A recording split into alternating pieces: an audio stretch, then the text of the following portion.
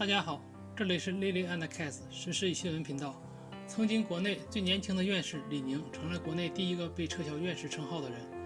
李宁是中国动物克隆体系创始人，世界最大的克隆牛和中国第一头克隆猪都是他的杰作。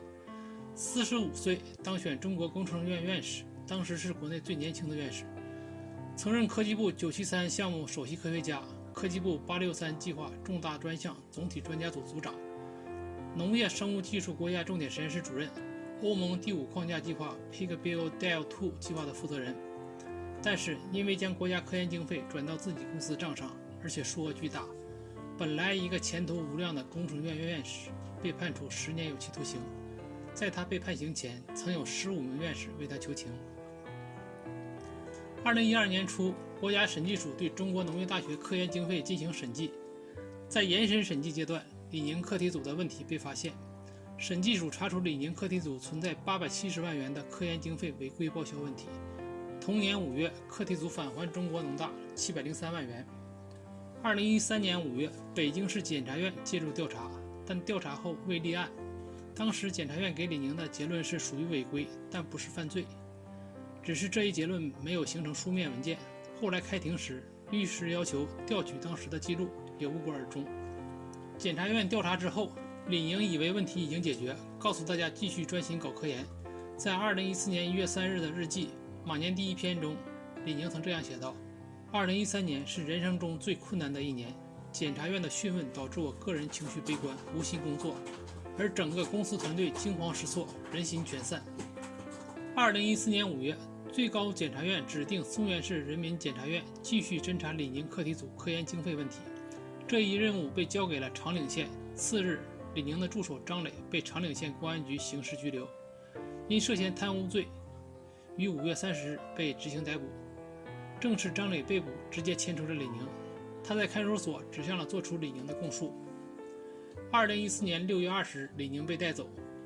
后期羁押6年才宣判。实际上，到2015年1月，中国工程院主席团已经暂停了李宁的院士资格，但是由于案件一直没有宣判，所以没有做出是否撤销院士称号的最终决定。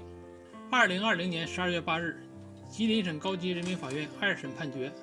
对上诉人李宁以贪污罪改判有期徒刑10年，并处罚金人民币250万元。随后，中国工程院根据判决意见和中国工程院相关规定，经中国工程院主席团审查确认，决定自2020年12月8日起撤销李宁农业学部中国工程院院士称号。李宁的案子曾引起很大的社会讨论，现在也算尘埃落定。这个过程中有很多细节值得研究，时间所限，我们这里就不多说了。最后再对院士称号做个科普。院士是某些国家所设立的科学技术方面的最高学术称号，一般为终身荣誉。在中国，院士通常是指中国科学院院士或中国工程院院士，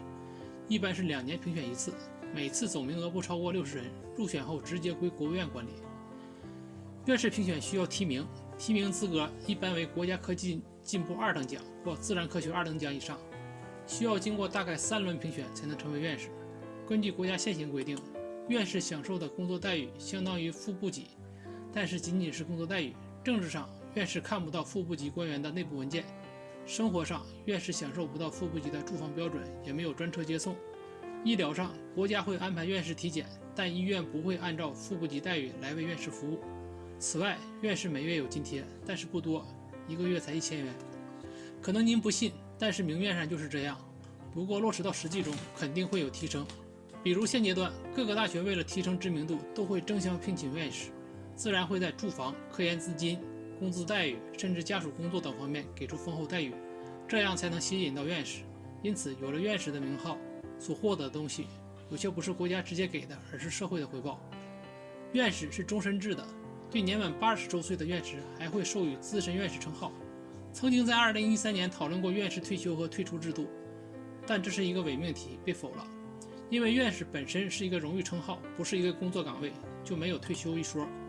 不过，两院院士章程规定，当院士的个人行为触犯国家法律，危害国家利益或丧失科学道德，违背院士标准，有不少于5名院士书面提议，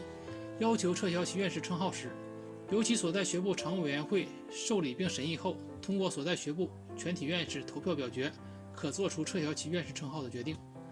这次李宁因触犯法律而被撤销院士称号，就属于这种情况。今天的评论就到这里，这里是 Lily and Cats 时事与新闻频道，我们下次再见。